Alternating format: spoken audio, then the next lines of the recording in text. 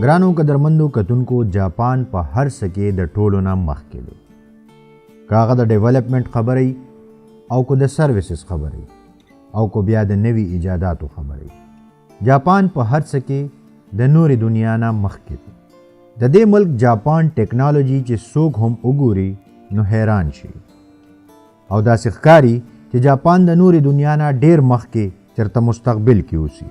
نو راځئ چې نن درته زه د جاپان د نوې ټیکنالوژۍ باره کې ووایم. د نن په دور کې د جاپان ټایلټ سمارټ وي. په دې کې میوزیک دپاره بټنې، اټومیټک سپری او نور داسې ډېر کمالات وي او داسې ټایلټ دی تقریبا د 30 کالو نه استعمالوي. د جاپان سره 350 کیلومیټر فی ګنټه رفتار سره چلیدو والا بولټ ټرین دی. د کم آرامدeh سفر او د وخت بچت چې په ټوله دنیا کې مشهور دی. د دوی سره 6 قسمه بولټ ټرین دی.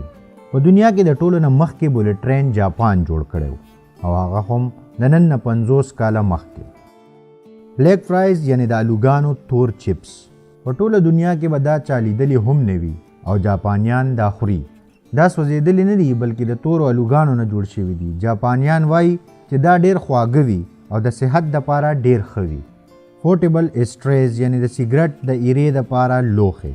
په جاپان کې ډېر خلک سیګرټ څکي خو هغوی د سیګرټ ګن یا ایره دغسې په لار کې نه غورځوي. د دې دپاره دوی ځان سره پورټیبل سټری ساتي، د کوم له وجې چې د جاپان لارې کوڅې صفا سوتره وي. ګرانو قدرمندو کتونکو دا یاد ساتئ چې سیګرټ د صحت دپاره نقصاندې دي. د موسټ ارګنایزډ لیګیج. د جاپان په ایرپورټونو د سامان خاص خیال ساتلی کیږي او د ایرپورټ سټاف په دغه سامان راویستو کې ستاسو مدد هم کوي.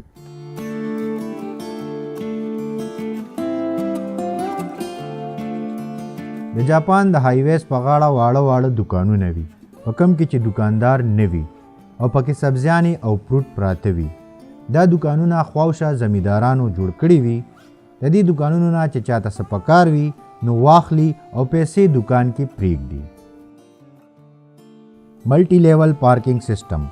جاپان په رقبه کې ډېر ورکوټی ملک دی او د دې د وجې دغلته د پارکینګ ډېرې مسلې وي، خو د دې دوی حل ډېر په ښه طریقه راوویستو او ملټي لیول پارکینګ سلاټس یې جوړ کړل، په کم کې چې د یو د بل د پاسه په یو ټیم بلا ګاډي ودرېدی شي. دا سیسټم په جاپان کې د 1965 نه چلیږي. د جاپان د ټوکیو ښار په یو هوټل کې د انسانانو په ځای روبوټس کار کوي او انسانان صرف د دوی د چارجنګ دپاره کار کوي. کیپسول هوټل.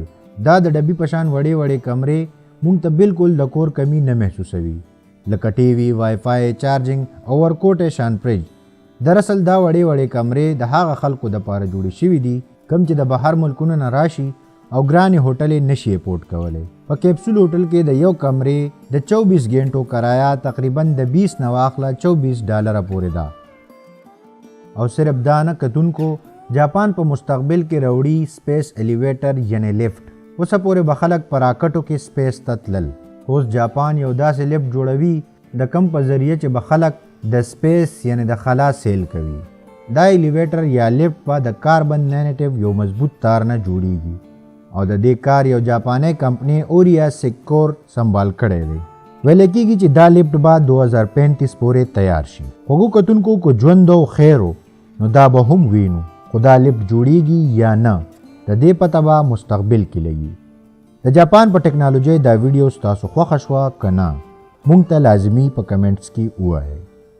سلمان شاه له ورکې اجازت د خپل ځان او چار چاپېره خلکو ډېر خیال ساتئ. د الله په امان.